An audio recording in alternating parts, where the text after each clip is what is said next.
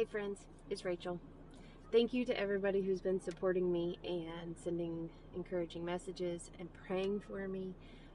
I've been having private conversations with people who are interested in taking this step towards justice, as well as people who have reached out to me who have walked this path before me.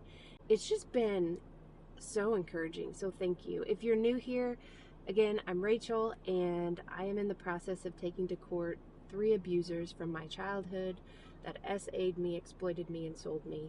And then the school district that it actually all started under and who did nothing to stop it. So it has been a long time coming, but right now I am 118 days from trial. So each day I'm trying to get on here and just share a little bit of information that might be helpful to you guys.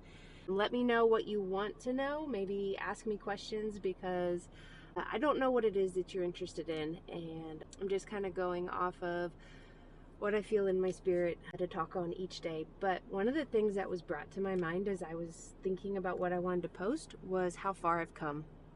If you guys could see me, or could have seen me 10 years ago, shoot, even a year ago, I'm not the same person that I was.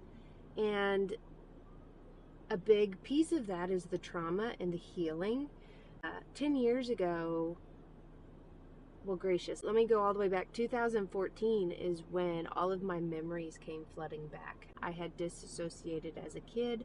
I had forgotten all of the mess of things. And it was 2014, and I had been scrolling through Facebook, and I saw where my basketball coach, which was my main abuser as a child, another little girl at that point who was in 6th grade, and here I am like 28 years old, but she posted on Facebook about him helping her after school with painting, and literally my whole world fell apart, and memory after memory after memory started flooding my brain.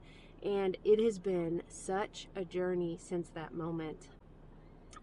I remember trying to talk to my husband for the first time about this abuse that the day before.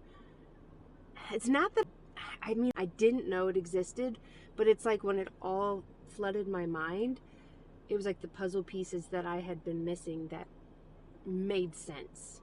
So it wasn't, I don't know, I don't even know how to explain it, but I started getting counseling, and and I started to pursue justice in that moment for that little girl, because I knew what took place with that man in his classroom after school was out, and I was worried, extremely concerned for her safety, and I started pursuing justice. And what I didn't realize at that time, let me take that back. I wasn't pursuing justice for myself, because I was pursuing legal action so that she would be safe and not go through what I went through. But I gotta tell you, back then, I still wanted to protect him. And that goes all, back to the grooming process that took place when I was 9 years old, because that's when all this started. He had formed a relationship with me, right? Had done all of these things to mess with my heart, my mind, my soul, and my body. And when I do talks on grooming and how all of it works, that's what I often teach people is be mindful of the people who are trying to take ownership of your child's heart and mind and soul, like what it is that, stealing their personality, stealing what their natural desires are, and focus on that, because it's those people who are then going to commit the sexual abuse. All of that is the first steps towards keeping a kid silent and taking the fight out of the child.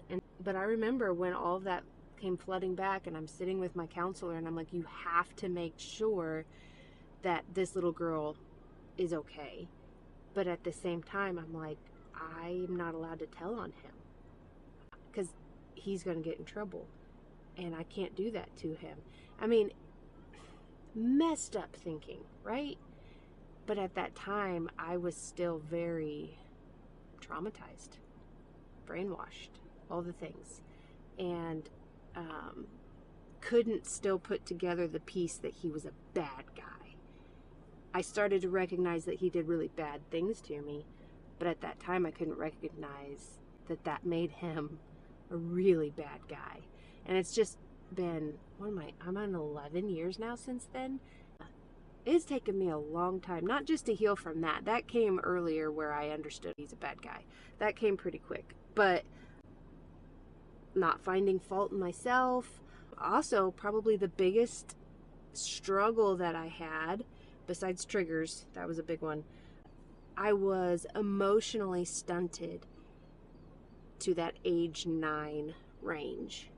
You could tell talking to me. There'd be times when I'd be talking to you as an adult, and it was not split personality by any means. It wasn't anything like that. But if something triggered me or felt unsafe, I would go back to that 9-year-old place emotionally. You could tell the difference in my voice and how I handled myself.